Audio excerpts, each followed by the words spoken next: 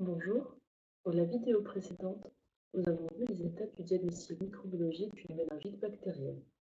Les objectifs de cette séquence vidéo sont de connaître les caractéristiques des principales bactéries responsables de méningite communautaire et de connaître l'épidémiologie bactérienne de méningite communautaire en fonction de l'âge.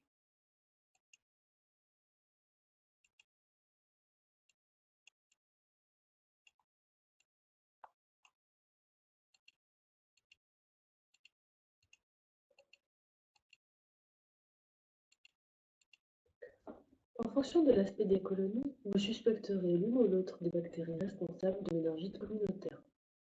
Neisseria meningitidis ou le méningocoque forment de petites colonies bombées, grisâtres, muqueuses. Ce sont des coccyagrammes négatifs en diplocoque, aérobie stricte, exigeantes en CO2, catalase positive et oxydase positive.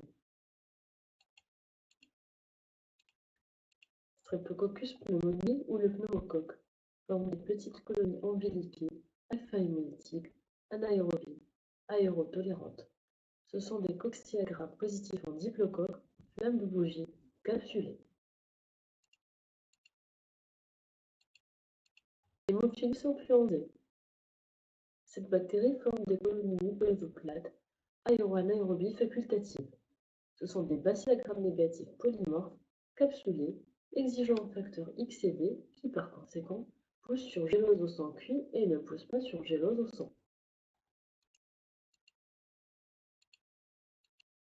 Escherichia coli de sérotype capsulaire K1 sont des bacillogrammes négatifs aéro-anaérobies facultatifs responsables de méningite néonatale, essentiellement chez les prématurés.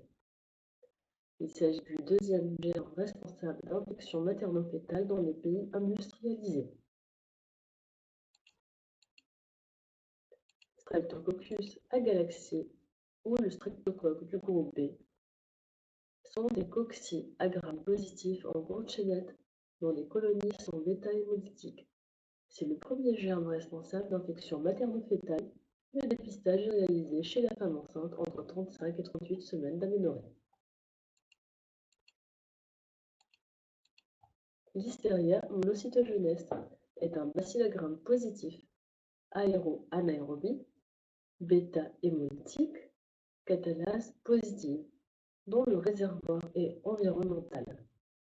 La contamination peut se faire par l'ingestion d'aliments contaminés. Sa particularité est de pousser au réfrigérateur à plus 4 degrés Celsius. Listeria monocytogenes peut être responsable de méningoencéphalite chez les immunodéprimés, les femmes enceintes et les âges extrêmes. Deuxième objectif, épidémiologie bactérienne des méningites en fonction de l'âge. Chez le nouveau-né, on retrouve le streptocoque du groupe B, Escherichia coli de sérotype K1 et Listeria monocytogenes. Chez le nourrisson et l'enfant de moins de 5 ans, on retrouve Haemophilus influenzae, Neisseria meningitidis et Streptococcus pneumoniae. Chez l'adulte et l'enfant de plus de 5 ans, on retrouve Neisseria meningitidis et Streptococcus pneumoniae. Et chez le sujet âgé, on retrouve le méningocoque, le pneumocoque et Listeria monocytogenes.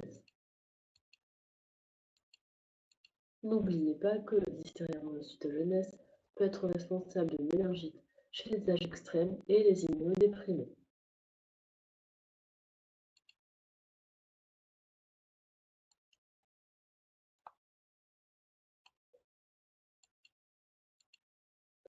La connaissance de l'épidémiologie bactérienne en fonction de l'âge est à la base du traitement probabiliste prescrit en cas de suspicion de méningite bactérienne communautaire, surtout si l'examen direct est peu contributif.